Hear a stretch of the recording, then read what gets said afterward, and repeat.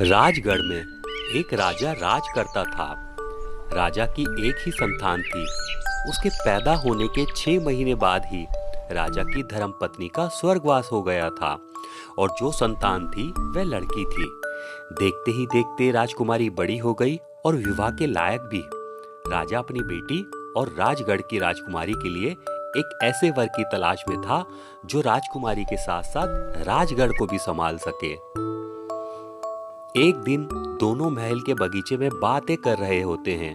तभी राजा अपनी चिंता के बारे में अपनी बेटी से बात करता है। राजा अपनी पुत्री से कहता है, बेटा, मैं आपके विवाह के लिए बेहद चिंतित हूँ। सोचता हूँ कि मैं आपका स्वयंवर कर दूँ, जिससे मुझे आपके लिए एक अच्छा वर ढूंढने में आसानी हो। पिताजी, आपको क्यों परेशान होते हो? मिल जाएगा अच्छा लड़का। आप खामाखा इतनी चिंता करते हैं। आप चिंता ना करा करें पिताजी। राजा कहते हैं, बेटी, मेरी चिंता को सिर्फ वही समझ सकता है जिसकी बेटी जवान हो गई हो। भला कैसे ना चिंतित हूँ? मुझे आखिर अपने लिए एक ऐसे वर की तलाश है जो मेरी बेटी के साथ साथ इस राज्य को भी संभाल सके। पिताजी, मैं थोड़ा नदी के पास घूमने जाना चाहती हूँ। अगर आपकी इजाज़त हो तो क्या मैं नदी के पास जा सकती हूँ?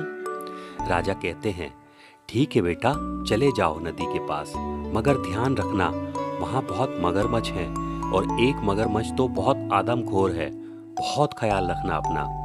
जी पिताजी, मैं ध्यान रखूंगी अपना।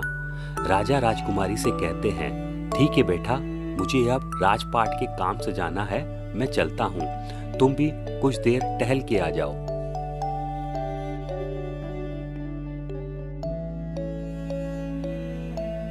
उधर राजगढ़ के पास ही एक राजा और राज करता है। उसके पास भी एक ही संतान थी और वह संतान उस राज्य का राजकुमार था। राजकुमार पिताजी के पास में आता है और कहता है, पिताजी, मैं शिकार पर जा रहा हूँ। राजा कहते हैं, ठहरो बेटा, अब तुम बड़े हो गए हो और अब शिकार से ज्यादा तुम्हें राजपाट व राज्य की राजनीति को समझना बेहद जरूरी है। तुम आज मेरे साथ राजपाट के काम को सीखने के लिए चलोगे। राजा अपने बेटे से कहते हैं, मगर राजकुमार अपने पिता की बात यह कहकर काट देता है कि मुझे अभी थोड़ा और समय चाहिए। मुझे राजपाट या राज में करने में कोई दिलचस्पी नहीं है। मुझे तो शिकार करना, प्रकृति की सुंदरता को देखना और उसमें रहना पसंद है पिताजी। मुझे जाने दीजिए। शाम को हिरन का शिकार करके लाऊंगा और साथ में मिलकर खाएंगे। पता नहीं ये कब बड़ा होगा, राजा मन ही मन कहता है।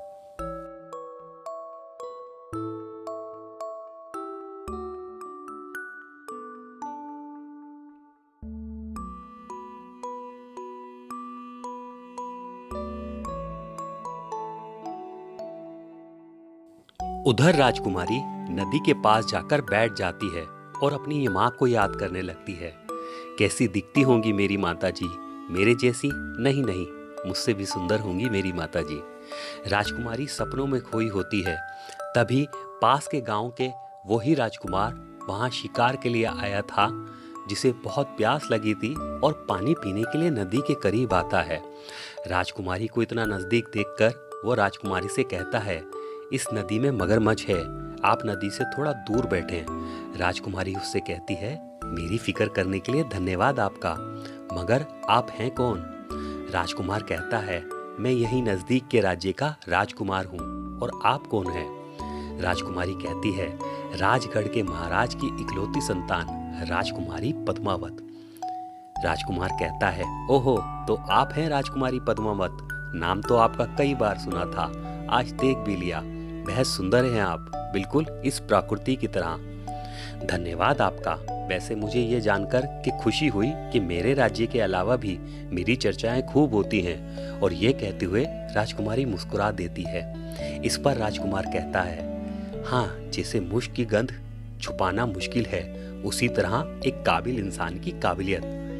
राजकुमारी कहती है, शुक्रिया आपका, लेकिन मेरे अंदर कोई काबिलियत नहीं है। ये कहते हुए ही पानी में थोड़ा सा शोर सुनाई देता है और एक मगरमच्छ राजकुमारी की तरफ बढ़ता है।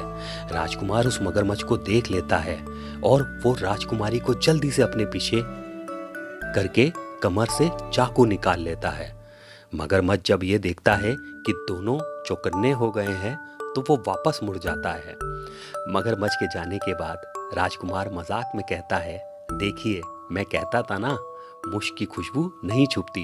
अब आपकी खुशबू उसके पास गई और वो आपके पास खींचा चला आया। चलिए दोनों चलते हैं। और दोनों मुस्कुराते हुए उस नदी के पास से निकल जाते हैं।